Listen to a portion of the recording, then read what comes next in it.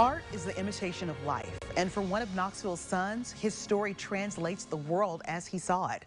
Harlem Renaissance painter Beauford Delaney was born in Knoxville, but his talent would take him to Boston, New York, and Paris. In February, a new exhibit will take us inside his life and his friendship with world-renowned writer James Baldwin. Preparations are underway to bring the art of one of the great painters of the Harlem Renaissance era back to his hometown of Knoxville. He learned his craft here in Knoxville, but then he sharpened his skills in Boston, in New York City, and eventually he settled in Paris, where he considered Paris to be his home. Born in 1901, Beauford Delaney forged friendships with the great thinkers and activists of his time. This sketchbook here shows you a seated woman on a park bench.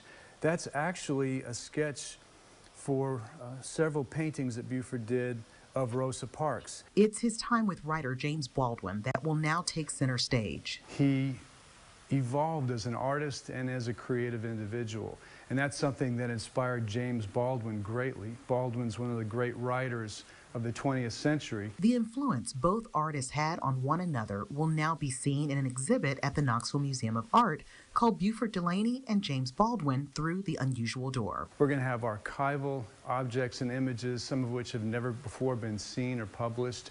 We're going to have letters between Baldwin and Delaney on view.